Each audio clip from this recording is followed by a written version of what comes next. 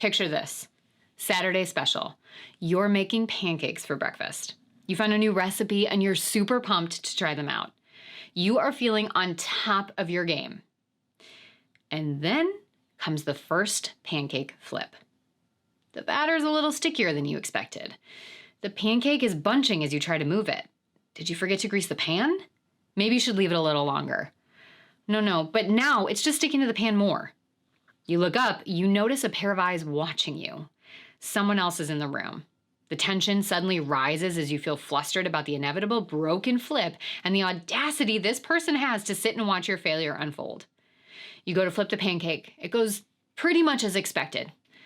But instead of laughing or reminding yourself that it is just a pancake, you get angry. You consider tossing the rest of the batter and you yell at the person watching you to go away.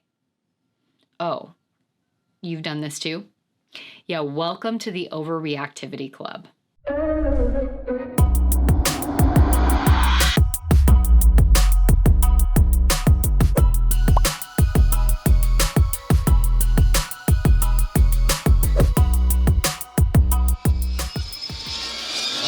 Hey everyone, how's it going? I'm Kira Wackett. Thanks for joining me for another video as we work to empower and equip you with the confidence and skills to write your own story so that you can live your life on purpose.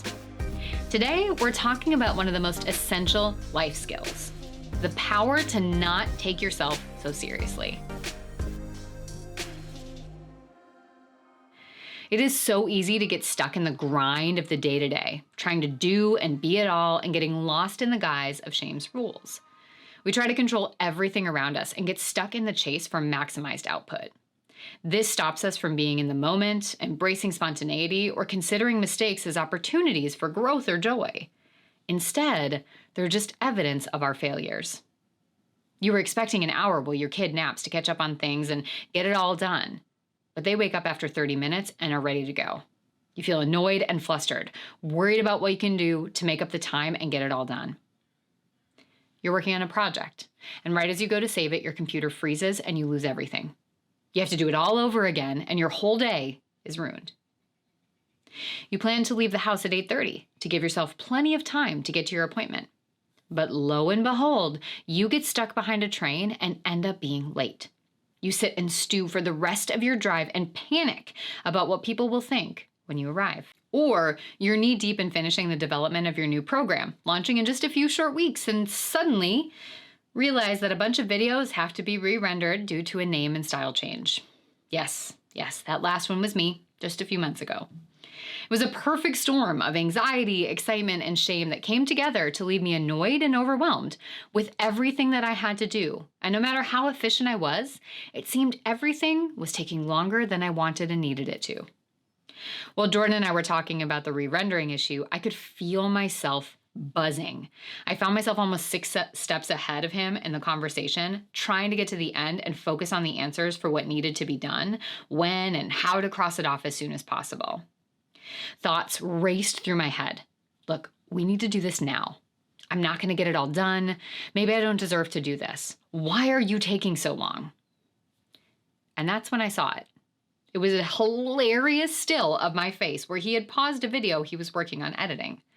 I couldn't help but burst out laughing. To say it was unflattering would be the understatement of the year.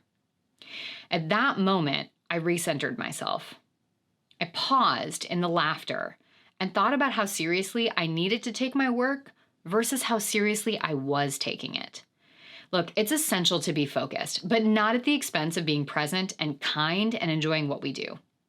When I allow my stress and shame to consume me, not only is life harder and more miserable, but I'm not actually more efficient. And I sure don't enjoy the work I'm doing or the people around me in the process. I'm just busy thinking about the next thing on my list, and rather than being present and engaged with what or who is in front of me, I'm resentful about whatever I'm focused on. The lesson here is that we all take ourselves too seriously. Even Jordan, whose job is literally to save lives, has to find time for joy, peace, and connection. Without it, we lose ourselves in a sea of doing and detach from the thing that makes us human, our ability to connect with ourselves and others. So this is your invitation to laugh at yourself more. when you say the wrong thing or execute a terrible pancake flip, when we fall because we're on our phones while walking and miss the step on the sidewalk, when something you create or cook is different than we planned and maybe not in a good way, when you do something silly or make a mistake. Laugh at yourself. At the end of the day, our life satisfaction is based on those little moments. How we felt, how we connected, the degree of presence we have with others. Not what we did and how much we accomplished. And if you need a little inspiration, you can all take a minute and laugh at me. Anyone else see the hungry basset hound begging for a treat as you sit here and look at this glorious picture? So as we wrap for today, what's one thing that you can permit yourself to let go of? What tension are you holding that it's time to release? And bonus, where and how can you laugh at yourself? Where can you add a little more silliness into your day and give yourself permission to be okay, even if there is more to do and stress to hold? I would love to hear your laugh at yourself moments in the comments so that we can all build in that community of learning to stop taking ourselves and our lives so seriously. Be sure to check out the show notes for links to some other resources on identifying and managing stress and anxiety and the practice of self-care and learning to find space in these moments. If you haven't joined the AR Insider yet, be sure to click a link in the show notes and get yourself on the list to get exclusive content and discounts that I don't share anywhere else and stay in the know on all of the happenings of Adversity Rising. If you like what you're hearing, be sure to click that thumbs up and share this video with someone else that you think could benefit from hearing it. Be sure to also click that subscribe button so that you can get an alert every time there is new content that's released instead of having to come back here and check for it.